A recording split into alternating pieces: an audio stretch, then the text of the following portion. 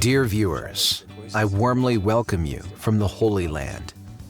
The team of Fascination Israel has been researching, and so we have a very interesting story for you today. Did you know that many cosmetics and body care products contain very harmful substances? Today, I am taking you to a company that produces cosmetics made exclusively with natural ingredients.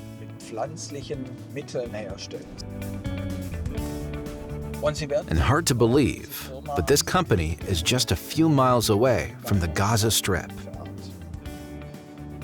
Welcome to a new episode of Fascination Israel.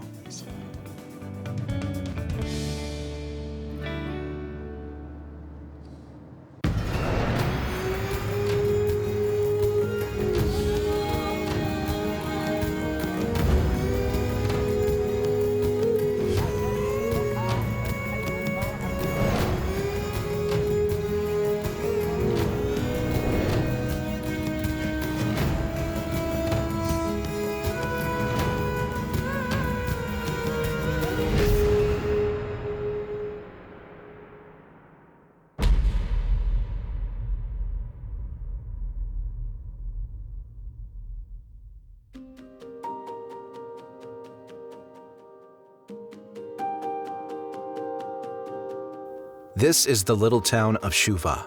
It is a so-called Moshav, not far from Gaza.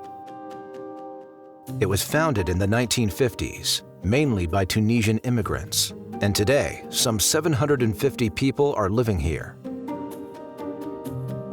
Shuva was spared on the 7th of October because an IDF helicopter had to do an emergency landing right in front of the town, and the 100 IDF soldiers on board eliminated the terrorists who were about to attack Shuva. Also based in Shuva, somewhat inconspicuously, is the Arugot company, a producer of cosmetics and body care products using organic ingredients only. Ittai Lachman is the CEO of Arugot. Hi, Shalom, you're Ittai? Yeah. Ittai Lachman, nice to meet you. Shalom. Nice to meet you. Welcome. Thank you for your time. Thank you for coming.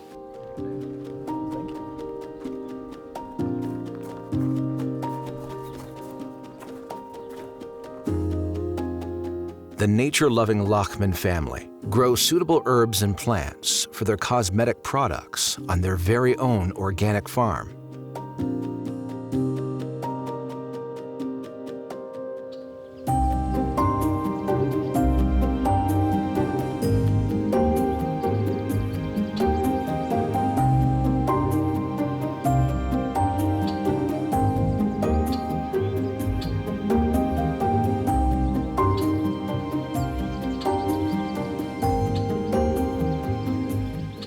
This is like our herbal organic farm, boutique farm, and here we grow a lot of our plants that we use in our products.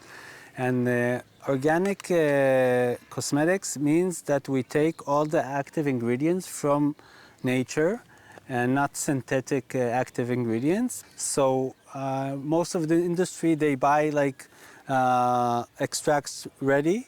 But we take it from here, we dry it, and in our factory, we extract it in a very high percentage in our products. And we use the herbs, we use oils, cold-pressed organic oils, and extracts and essential oils for the smell. So that's the combination that enables us to moisture and to bring our body like the best of nature. So here we have a plant called the lavender. It's one of our very main herbs that we use in a lot of our products. The lavender is there are different kinds of species. It smells very well. It has a very active ingredients that are help to nourish the skin. Here we have the rosemary. Rosemary is a very a strong herb that were used mainly in the shampoos and conditioners. What was that? We have a blessing when we smell a good smell from nature. So there's a blessing that we bless, that God brought this smell to us. It's Baruch Ata Adonai. We praise the God, Eloheinu melech haolam, the King of the world, the King of the universe, Boreh minei besamim, that created these spices. Wow. The thing I like in the Judaism is about like bringing God to everything that we do. You know, you smell a good smell, I remember that it's God creating it. I eat something, I remember God brought it. So every time we need to see the presence of God, you know, in everything.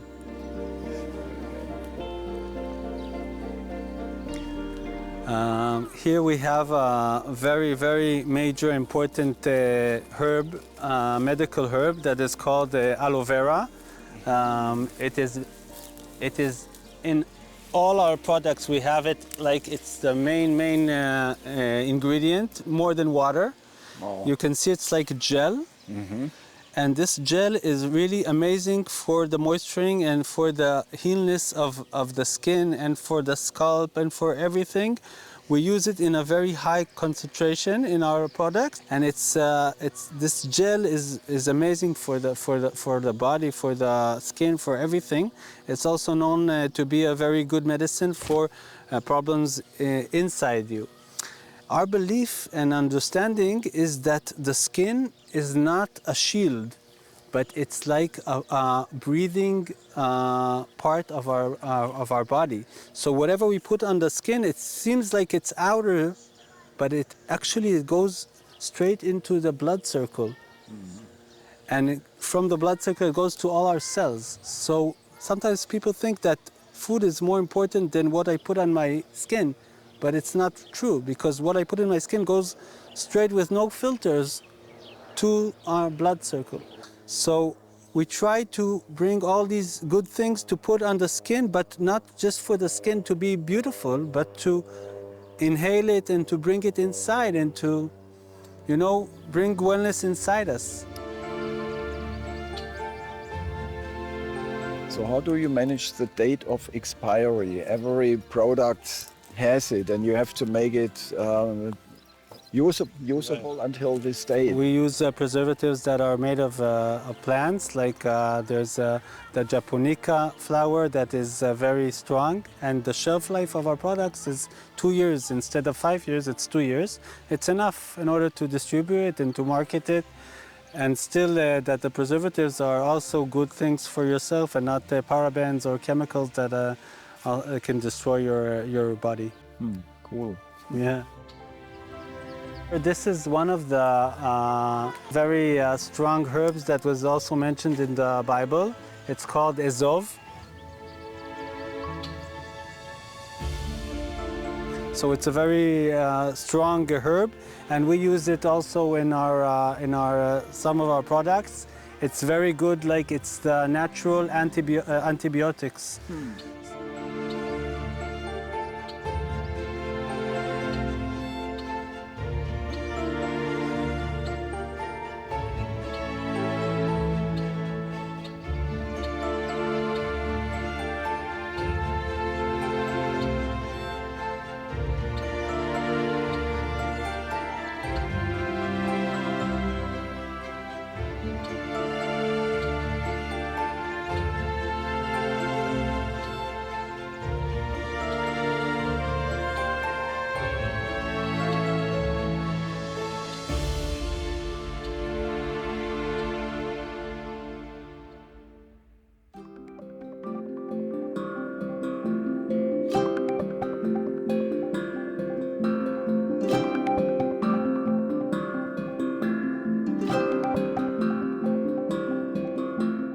One of the important things about natural organic cosmetics versus the conventional cosmetics is about the fragrance, the smell.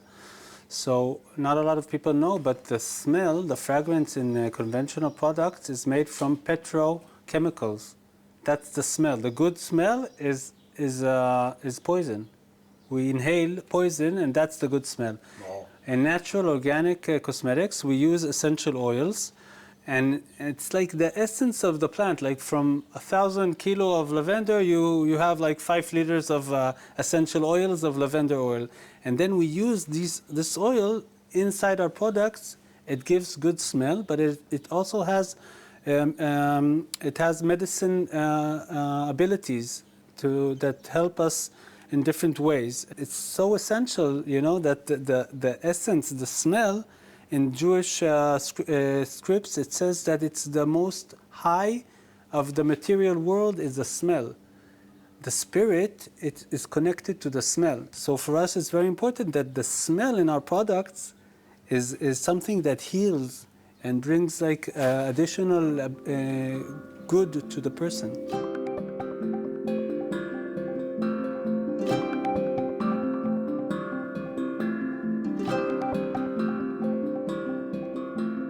This is rose. You can smell it. It's amazing.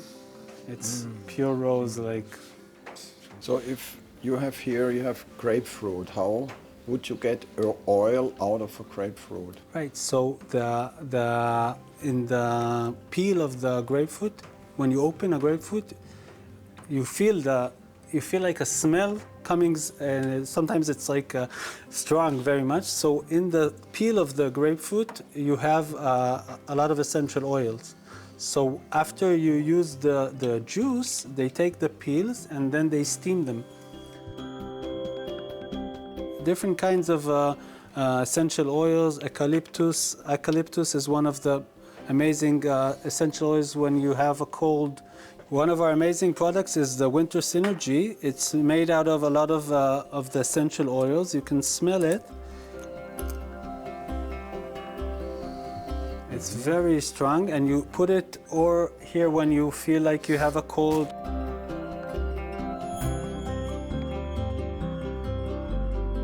And in our concept, it's more about giving the good tools for the body to recover itself.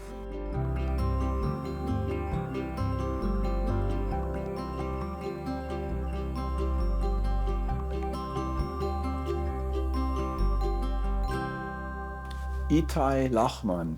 Let's talk about your name. It sounds very German. Where did your ancestors come from? My grandfather and my grandmother from my mother's side came from Vienna. They left just before the Second War, before the Holocaust, to Israel. And they were Preminger, that was their name. And my father's side, they came from Poland and Russia, and their name is Lachman, which I know in German it has a connotation, a translation of a laughing person. And in Hebrew, it's like the person that that comes from the bread, from Bethlehem, from the place where you make the bread, lechem, Lachman. So your grandparents, they managed to survive the Holocaust. Do you have any connection still to Germany or to Austria? Have you been there? My grandfather and grandmother from Vienna, although they felt it was a very disaster that happened to them, they weren't angry afterwards.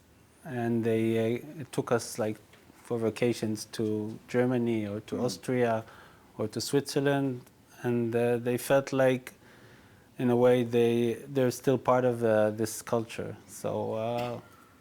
But they lost family members. They lost families, yeah. But their mentality was not about like being angry or how do you say revenge. They were more about forgiveness and giving a second chance. So you think you follow the ideas or even the roots of your grandfather here? All the time I try, yeah, in a way. Coming here is part of, for us, is a pioneer. For us coming 14 years ago, we came from a more established place near Jerusalem. And there were a lot of things going on there, but we decided as a young couple, me and my wife, with 2 babies, to come here with a few families and to help empower this place that was more peripheria that time, and it's really near the Gaza Strip. And already then, 14 years ago, it was starting missiles and things that were making this place difficult, and we felt that our vision, our task is to help developing this place. I can see that you are a religious person. Have you been raised religious? No, unfortunately, my grandfathers, when they came here, they left their belief in the Bible and in God back in Europe, and they came here and they thought it's not necessary anymore. So they cut their peot, they cut these hair that we grow, and they took off their kippah, and they became like the new Israeli people. And I was raised like in a very loving but and tradition in a way, but very far from the Torah and the commandments and God. I didn't connect with God. And in age 26, more or less, through my studies, I connected to God. And What was the trigger that you connected with God? I think seeking the truth, looking for the truth in life. What are we doing here? Through the army, I went through like these questions and started looking for the answers in different places. And I saw more and more that in our Torah, in our sages, in the Judaism, that's our roots, and we need to connect to our roots to connect again.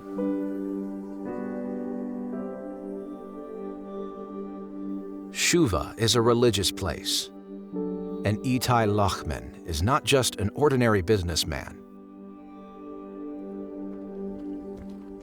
His faith in God and the Bible have led him to build a small yeshiva, a kind of a Bible school, on the company premises.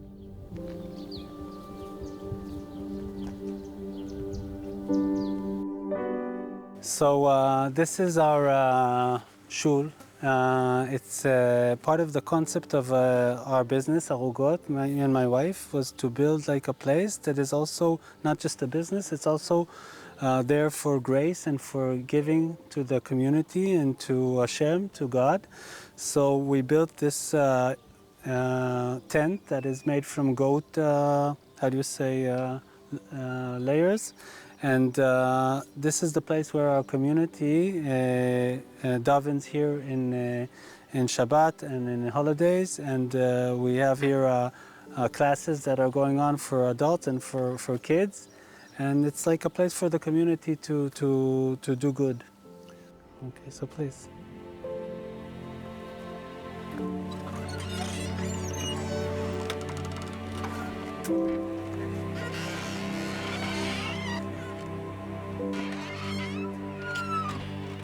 In Judaism, there is a Bible reading plan, the so-called parasha. It is the Torah, the 5 books of Moses, divided into 54 portions, read over the course of a year. Ittai will read us from the current parasha portion, and as it happens, it is strikingly fitting. וידבר אדוני משה לאמור, זאת תהיה תורת המצורע ביום טהרתו, והובא אל הכהן, ויצא הכהן אל מחוץ למחנה. וראה הכהן, והנה נרפא נגע צרת מן הצרוע, וציווה הכהן ולקח למטהר 2 ציפורים חיות טהורות, ועץ ארז ושני תולעת ואזוב, וציווה הכהן ושחט את הציפור האחת כלי חרס על מים חיים. את הציפור החיה ייקח אותה, ואת עץ הארז ואת שני התולעת ואת האזוב, וטבל אותם ואת הציפור החיה, בדם הציפור השחוטה על המים החיים, ויזה על המטהר מן הצרת 7 פעמים, ותיארו ושילח את הציפור החיה על פני השדה, וכיבס המטהר את בגדיו, וגילח את כל שערו, ורחץ במים וטהר, ואחר יבוא אל המחנה, וישב מחוץ לאוהלו 7 ימים. You know, it's really also amazing that our parasha is about the connection between the inner side of a person and the skin. The Torah says that this energy is not something that you put a steroid and it goes over. You need to go to the priest and you need to do a tshuva. You need to do a change inside you, because what is inside you comes out in your skin. So it's very interesting, because that's the way we understand cosmetics. It's an inner thing. It's not something that you just outside, you just fix it, and then it's something about the inner side. So it's interesting that it's the parasha now.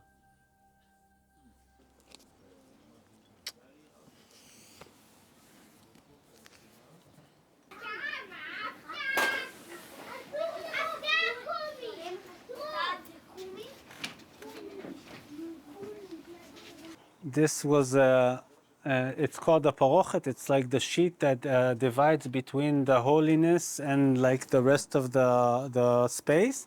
And it's written here that we ask for God to lighten the land, Ta'ir Eretz Mikvodecha, that all the world will light from the honor of God. And Nagila v'nismecha bach, and we will be happy and praise you.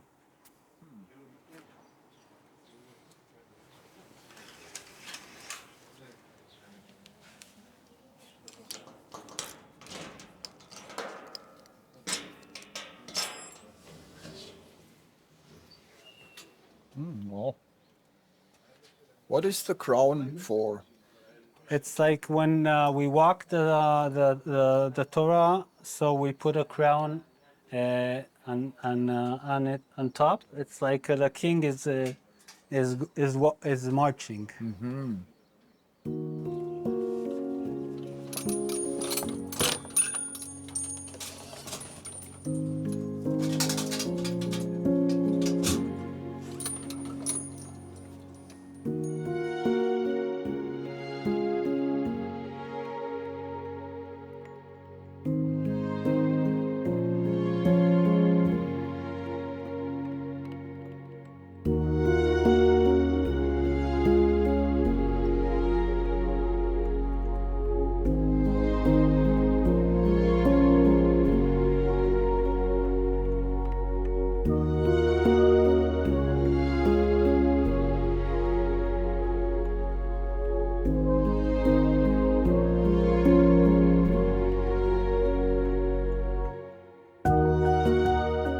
For me, like as a secular person, to understand that this Bible, this Torah was written from father to son for 2,000 years, and if one letter is wrong, so the whole book is damaged. So I understood what is tradition, you know? It's not something that somebody can lie. It's something that goes from generation to generation, the same words in different places of the universe, and they all talk about the role of the Israel people to come back to Israel, and it happens after 2,000 years. It's you just need to look into that and to say there's God in the world, and it's not an incident.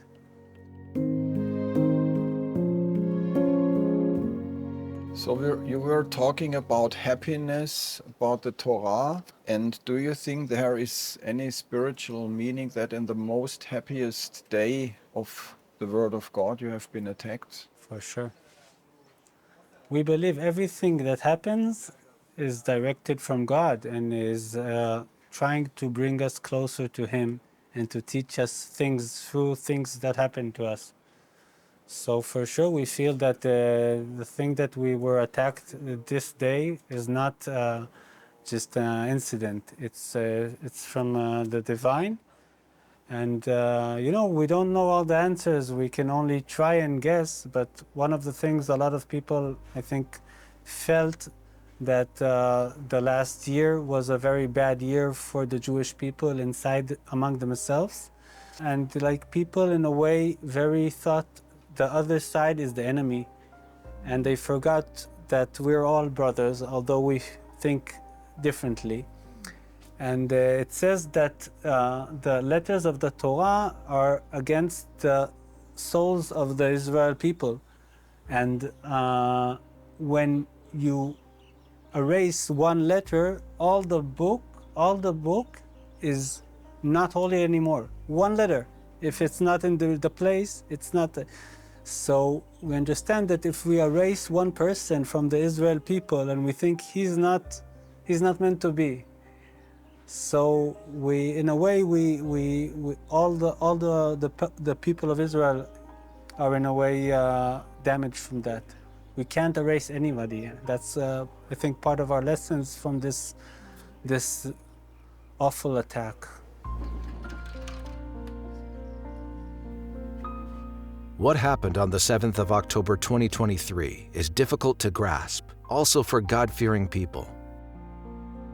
However, it can hardly be a coincidence for the Hamas massacre to happen exactly 50 years and 1 day after the Yom Kippur War in 1973, and on the highest holiday of Torah, Simchat Torah. Now we are here in a, let me say, very complicated area. And what is the distance from this village to the Gaza Strip? So we're about 5 kilometers from the Gaza border. Can you remember the October 7th? Where have you been and when did you hear the terrible news? Yeah, for sure. We can't forget that. We were here celebrating the holiday. It's a very important holiday in the Jewish calendar. Dancing with the Torah books, and we started hearing at 6:30, something like that in the morning. We were already in the synagogue in the shul, yeah, and we started to hear missiles. So, unfortunately, it's a common noise we hear here. We're not that moved from it. We every few months, unfortunately, have to deal with it. But after an hour or so that it was very intensive missiles, we started also to hear gunshots around us, and we understood something is different. And then there was one person there from the police that he opened the communication, and he told us there's something very not regular coming this time. My family went into the safe room, and I stayed high to see what's going on, to see if somebody's coming closer. Are you armed? We're not armed, no. And also the government, they took a lot of the guns that were here for the emergency squad. They took from them the guns, so we had very, very few guns here. And the people that were armed went on the fences. So all the time we hear these gunshots around us, and we see fire around us and from the villages nearby, and we understand things are happening very terrible, but we don't understand how terrible. So afterwards we only understood that there were terrorists around the village that were about with maps of Shuva, of our village, about to invade. And there was a miracle that happened where a helicopter commander took his helicopter to a place where he knew there were 100 soldiers, and he brought them from the Dead Sea. About 10, 11 in the morning, he brought them here in order to help, and a missile hit the helicopter, and it had to do emergency landing, and it landed just in front of our village, like between us and the Gaza border. And the soldiers weren't injured, and they just went off from the helicopter, and immediately they encountered like terrorists that were just in the way to our village. And that was our miracle, because if not that, so the terrorists were just around our village to invade. So nobody, God bless, in our village, nobody was injured or killed. Wow. In that day. And in the evening, we evacuated independently to further places. Before October 7th, Have you been, let me say, a person who was thinking that the day will come that you will have peace with the Palestinians in the Gaza Strip? I come from, as I said, my background is secular, and very much I was grown in the dream that there is peace around the corner. We just need to give them this land and that land, and everything will be okay. They won't be any more mad at us because they'll have their land and their state. So that's how I was grown. I think afterwards, when I connected at age 26, I started to connect to the Bible and understanding what is the meaning of the land of Israel and what is the meaning for us as the people of Israel to be here. I started to understand it's not that easy, to give them land and everything will be good. What is your opinion now after October 7th? I think more or less I understood more and more that for us, we need to change our understanding, the way we speak with them.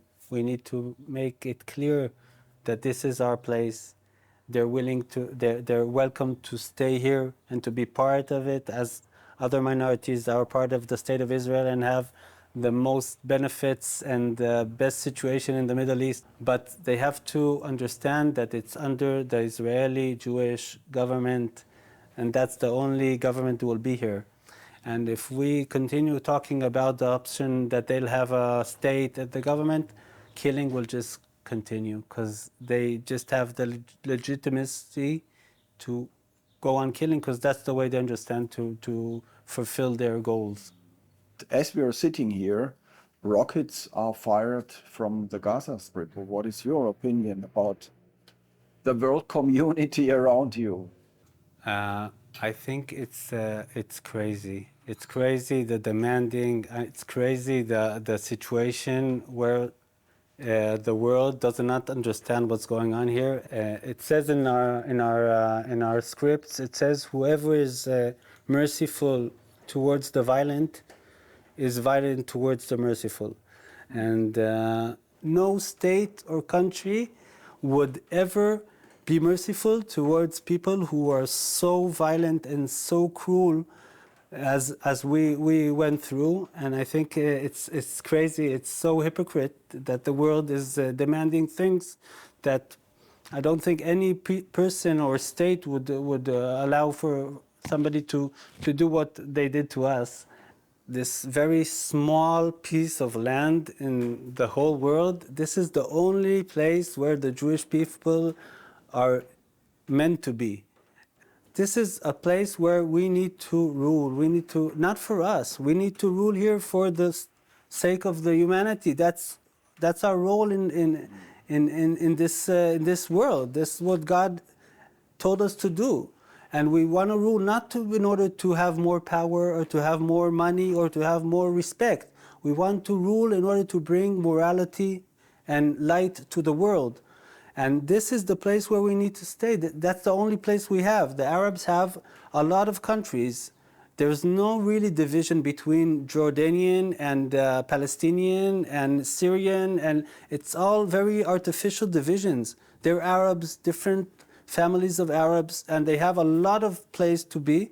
This small place is supposed to be for the Jewish people. And if we will understand that, I think it's the beginning of the solution. And to be very, very strict, this is our place. If you want to stay here, you're welcome to stay, but you need to be loyal to our government, and not to want to kill anybody and not to want to steal anyone's ground, and you can stay. If not, go to other place or don't stay here.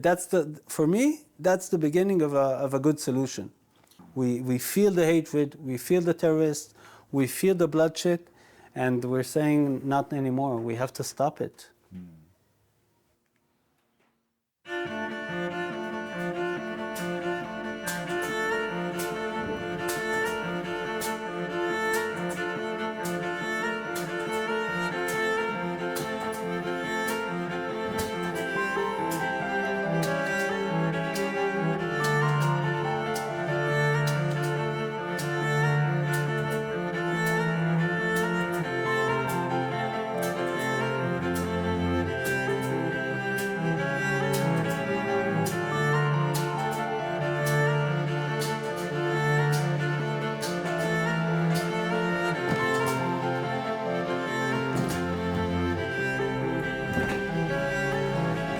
Arugot started in the kitchen of our house. Like my wife just gave birth to our second baby, and she acknowledged the fact that most of the products that are in the market are from petrochemicals, and she said, I don't want this on my baby. So she started to produce in our kitchen our first balm, and with everything organic and plants, extracts, and it was amazing for our baby. And then she gave it to her neighbors, and the neighbors said, wow, it's amazing, please make some more for us. And then it started to upgrade, and after a year or two, I joined my wife, and we built together the company that now God bless, is more stable and has a lot of employees relatively to what we started 14 years ago.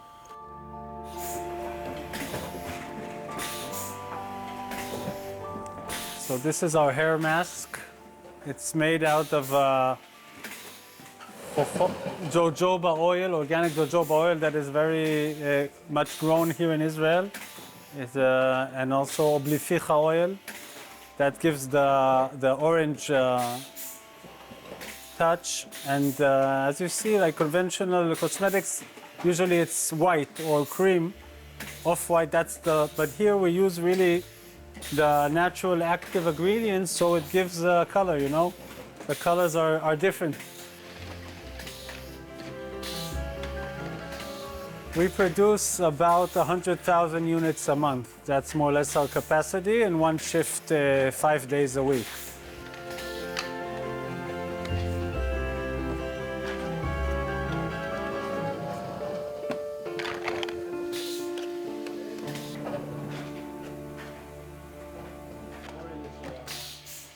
I think this room is also evidence for the prophecy of the prophets, because they came from different places in the last 30 years, all because they're Jewish, from Russia, from Caucasus, from Azerbaijan, from different countries, former Soviet Union.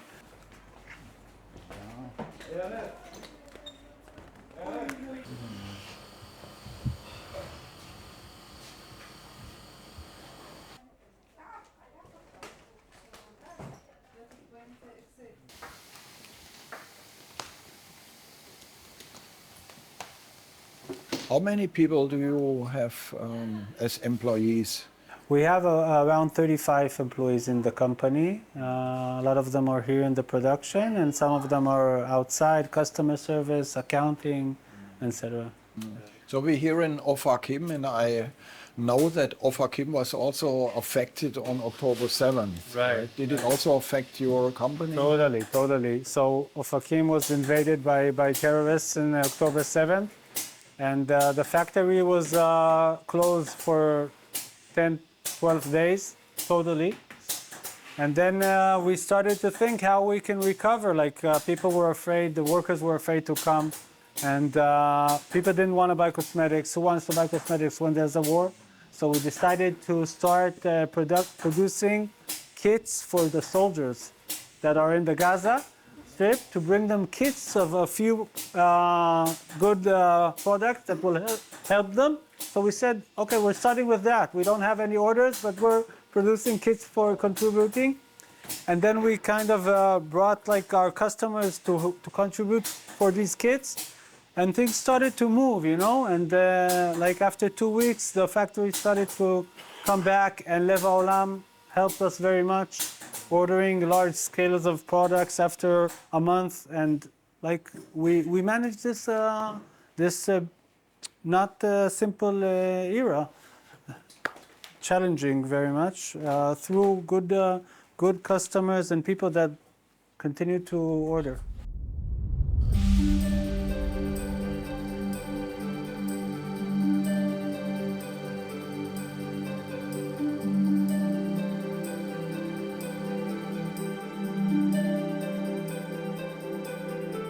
So we have here the Snowflakes anti-aging day cream, one of the alternative natural substitutes we have to Botox.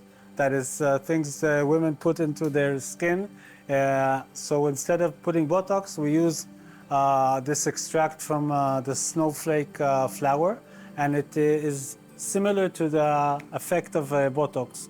So again, it's trying to find the substitute, the natural substitute to something that is working, but is synthetic and damaging the skin in the long term. So here we're trying to find the natural organic alternative.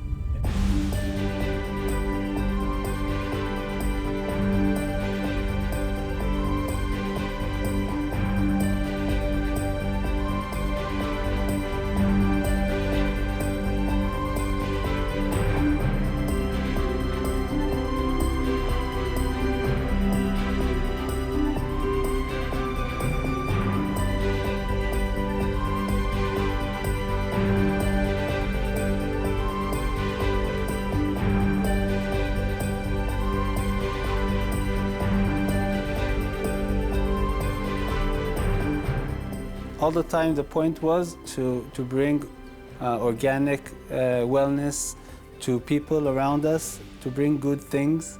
And the business was the second afterwards, and God bless it also, it's a good business also.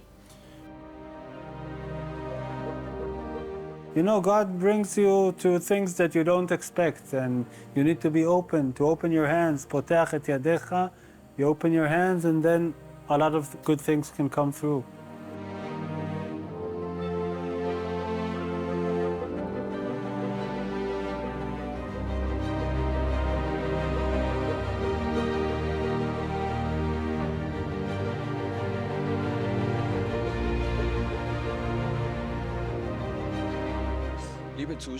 Dear viewers, I think this film clearly shows that one cannot separate the Jewish people from their land, nor from their book. However, both the land and the book are nowadays constantly being attacked. For over 75 years, the Jewish people are back in their home country, in Israel. For over 75 years, they have to defend themselves. Today, Israel is being told how to conduct its desperate fight for survival, and I believe that is nothing other than anti-Semitism. But at the same time, the book also is under attack. And dear viewers, the moral decline of the Western world can only be stopped by turning to the God of Israel and to His Word. I want to encourage you to take a trip to Israel. Come and see this beautiful country, and you will see with your own eyes how ancient prophecies from the Word of God are being fulfilled here in Israel. For today, I say goodbye from this beautiful country with a heartfelt shalom.